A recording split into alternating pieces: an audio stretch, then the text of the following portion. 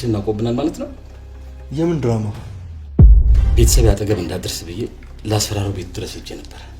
ምን ዳድና ነገር ቢያደርግስ? ይህም ላይ መዳፈር ነው። እስኪ መጀመሪያ ቪዲዮ ምናልባት እኮ ስለ አምራን ላይሆን ይችላል አይደል?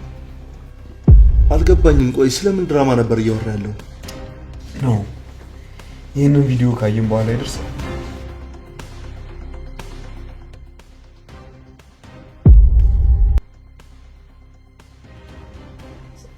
ስሜ ማክዳ ይባላል። ቆይ እቺ ልጅ ማለት ባለፈው ከፍለን በትክክለኛ መንገድ ከሀገር ያስወጣና ሴት አይደለችም እንዴ? ተረጋግተሽ ቀጥይ። መድገም አልፈልግም። እናም ደጉ አባቴ አቶ ተፈራ ሁሉ ነገር እያመቻቸልኝ ነው።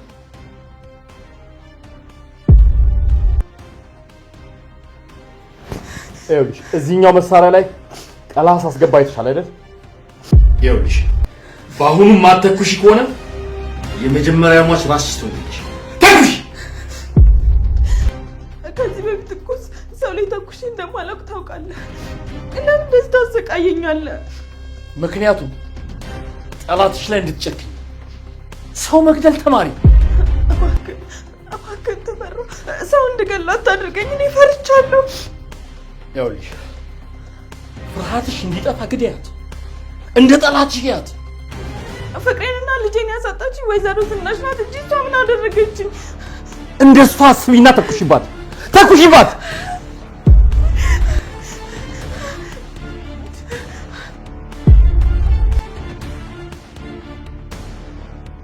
አምራን አቶ ተፈራ ያለውን ነገር ታደርጋለች ብላችሁ ታስባላችሁ? ጨከና ያቺ ሴት ላይ ሽጉጡን ትተክሳለች፣ ነፍስ ታጠፋለች ብላችሁ ታስባላችሁ? እንደሚታወቀው ካሜራ ይዘው እሷ የምታደርገውን ነገር እየቀረጹ ነውና ትልቅ ማስረጃ ሊይዙባት ይፈልጉ ይመስላሉ። እና እውነት የሚያን ነገር ታሳካላችኋለች ብላችሁ ታስባላችሁ? እስኪ አታደርገውም የምትሉ አንድ ቁጥርን በመጻፍ ቪዲዮን ጀምሩት።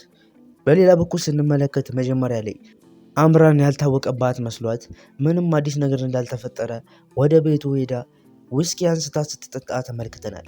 የዛኑም ሰዓት ላይ አንቺ ውሸታም ብሎ ሲጠራት ትን ብሏ ስትደነግጥ ምን ነው ደግሞ ዛሬም ትደነግጫለሽ እንዴ? የድንጋጤ አልተወሽም ይላታል። ማለት ለምን ውሸታም አልከኝ? ምን ሰው አሻይተኝ ነው ትሏለች። ምን ያልዋሸሹ ነገር አለ? ለምሳሌ ደግሞ ትንሽ ውሸት ነው።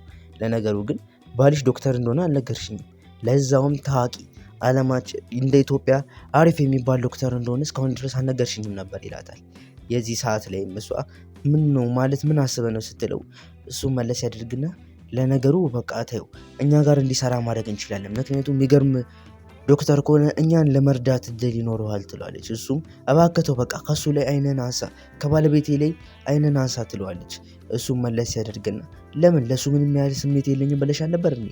ታዲያ ሁሌ ለምን እንደዚህ ሊያጨናንቅሽ ይችላል ለሱ ምንም ስሜት ከሌለሽ ብሎ ሲመልስላት ምንም ቢሆን እኮ ወድቄ እያለ ያነሳኝ ባሌ እሱ እኮ ነው ብላ ትመልስላታለች። በሌላ በኩል እንደምንመለከተው ዳግም ምን ማድረግ እንዳለበት ግራ ገብቶ ሲጨናነቅ እያየን ነበር። ጩና በሽጉጥ ከተመታሽ በኋላ በትክክል ማሰብ እንዳቆመ ለመመልከት እንችላለን። ምክንያቱም የሚያወራቸው ነገሮችና የሚወስናቸው ውሳኔዎች በስሜት እንጂ በአይምሮ ያልተነዱ ያልተመሩ እንደሆኑ ያስታውቃሉ። እቤት ድረስ ሄደን ተኩስ እንክፈት እስከማለት ድረስ ማኑና የቀሽም ሀሳቦችን እያመነጨ ሲናገር የተመለከትነው ነውና ይሄ ደግሞ ከስሜት ወጥቶ በትክክለኛ ውሳኔዎች መወሰን እንዳለበት እንድንናገር የሚያስደፍረን አንድ ነገር ነው ብዬ አስባለሁ። የዛኑ ሰዓት ላይ ከአባቱ ጋር እያወራ ባለበት ሰዓት ላይ ናሆም ይመጣና ከማን ጋር እያወራ ነው ይለዋል። እሱም ከአባቴ ጋር ነው ብሎ ይመልስለታል። በሌላ በኩል እንደምንመለከተው ወዲያው ከእሷ ጋር እየተነጋገረ በነበረበት ሰዓት ላይ ላይኩን ይመጣና አንተ ጨካኝ ምን እያደረክ ነው? ለምን ከቤተሰቤ ላይ አይንህን አታነሳም ይለዋል። የዚህ ሰዓት ላይ ተፈራ ምን ነው አትደነግጥም እንዴ እሷን ስታያት ብሎ ይመልስለታል። ላይኩንም ወሬውን ያስቀይስና ነግሬ ነበርኩ ከቤቴ እንዳትመጣ ቤተሰቤ ጋርም እንዳትደርስ ብዬ አስጠንቅቄ ነበርኩ ሲለው የዚህ ሰዓትን ተፈራ ይህን ድፍረትን እኮ ነው የማደንቅልህ፣ ጭራሽ ቤቴ ድረስ ትመጣለህ የጠላት ቤት ይለዋል። እኔ አንተን ፈርቼ ምቀር መስሎ ነበር፣ ምንም አታመጣም አይገርምም? አንተን መፍራት የለብኝም አንተ ነህ እኔን መፍራት ያለብህ እያለ በተደጋጋሚ መናገር ይጀምራል። የዚህ ሰዓት ላይም ተፈራ እባክህ አሁን ይልቅ ሌላውን ነገር ተውና የምንስማማበትን ነገር እንፈልግ እያለ እየሳቀ ወደ አምራን ሲመለከት እናየዋለን። የዛ ሰዓት ላይ ላይኩን ጨዋታውን ማበላሸት ስላልፈለገ ዝም ይላል። የዚህ ሰዓት ላይም እና ናሆም እንዳታገባ ያረካት አንተ ነህ አይደል ይልና ለማንኛውም እንቂ ሽጉጥ ብሎ ይሰጣታል። ምን ላድርገው ብላ ስትቀበለው ጨርሹ ይላታል። ማለት እኔ እኮ ሰው ገድዬ አላውቅም ስትለው ምንም ቢሆን እኮ ጠላታችን ነው እና ታዲያ ይህንን ለትምህርት ነው ደግሞ አይዞሽ ከዛሬ ጀምሮ ሰው መግደል ትጀምሪያለሽ ግዳዩን ጨርሽ ብሎ ያፋጥጣታል። ያንን የተመለከተ ላይኩንም መፈራ መስሎ ነው ግደለኛ ይለዋል። የዚህ ሰዓትም ተፈራ ምን አትገዩም እንዴ አውቀሽ ነበር እየዋሸሽ ነበር እስካሁን ማለት ነው ለምንድን ነው ታዲያ ለመግደል እሱን የሳሳሽው የፈራሽው በያ ግዳይ እውነትሽን ከሆነ ይላታል። የዚህ ሰዓት ማን እንደሆነች ለማረጋገጥና እውነታውን ለማሳየት ብላ ሽጉጥ ወደ እሱ ላይ ትደቅንበታለች። ተፈራም ነግሬሻለሁ ልተኩስብሽ ነው አንቺ ላይ ራሱ 1 2 3 እያለ መቁጠር ይጀምራል። የዚህ ሰዓት ምን ማድረግ እንዳለባት ያልገባት አምራን ሽጉጡን ተደቅንበትና ወደ እሱ ላይ ተተኩስበታለች።